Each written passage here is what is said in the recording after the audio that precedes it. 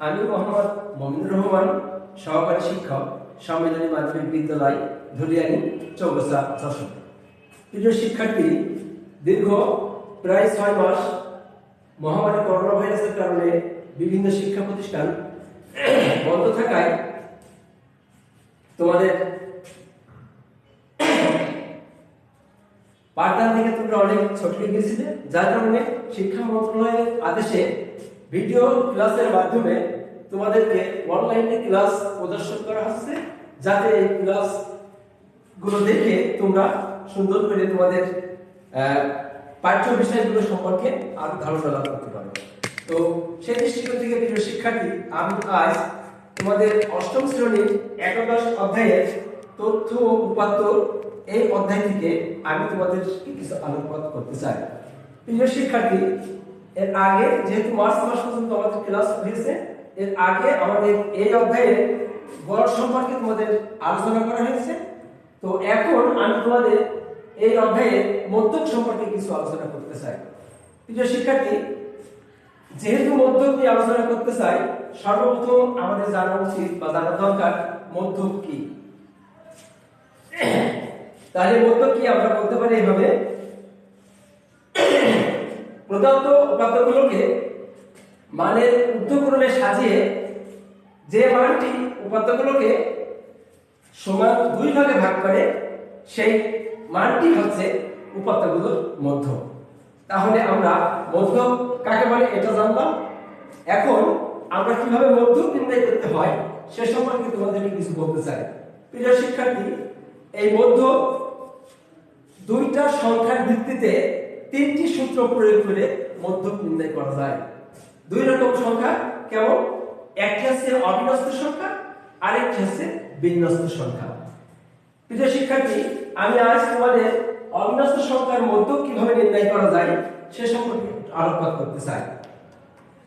তাহলে অবিন্যস্ত সংখ্যার মধ্যক আবার 2টা সূত্র প্রয়োগ করে নির্ণয় করা সম্ভব।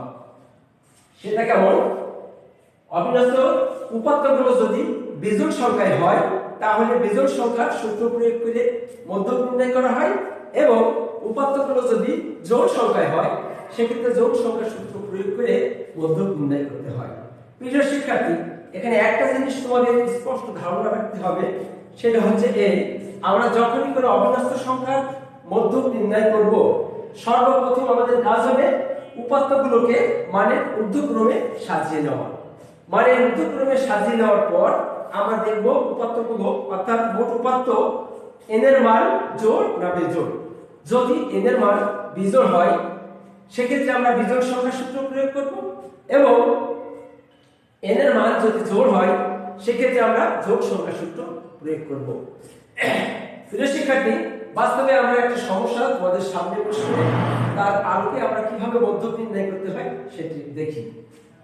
তোমরা লক্ষ্য করো, এখানে লেখা আছে নিম্নে অষ্টম শ্রেণীর কিছু শিক্ষার্থীর গণিতে প্রাপ্ত নম্বর প্রদান করা হলো।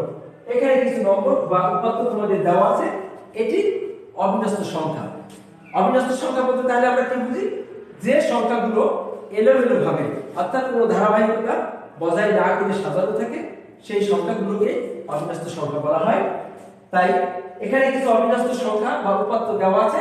এখন আমরা এই সংখ্যাগুলোর আলোকে মধ্যক নির্ণয় করব। প্রিয় শিক্ষার্থী, আমি আগেই বললাম, অবিন্যস্ত সংখ্যার মধ্যক নির্ণয় করতে গেলে আমাদের প্রথম যে কাজটি হবে উপাত্তগুলোকে মানে ঊর্ধ্বক্রমে সাজিয়ে নেওয়া।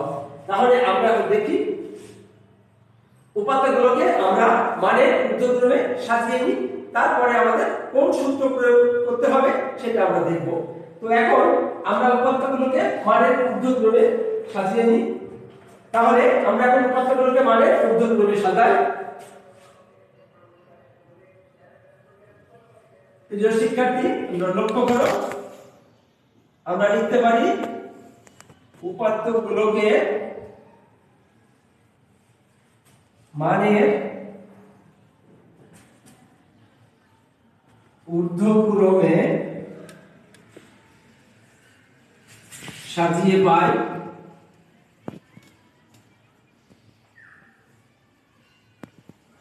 উপাত্তগুলোকে মানে ঊর্ধ্বক্রমে সাজিয়ে পাই। তাহলে আমরা ঊর্ধ্বক্রমে মানে ছোট থেকে বড় কিভাবে সাজাতে হয় সেভাবে আমরা সাজিয়ে নিই। তাহলে আমরা এগুলো পাচ্ছি 33, 37, 44, 48, 51, 55, 60, 62, 64,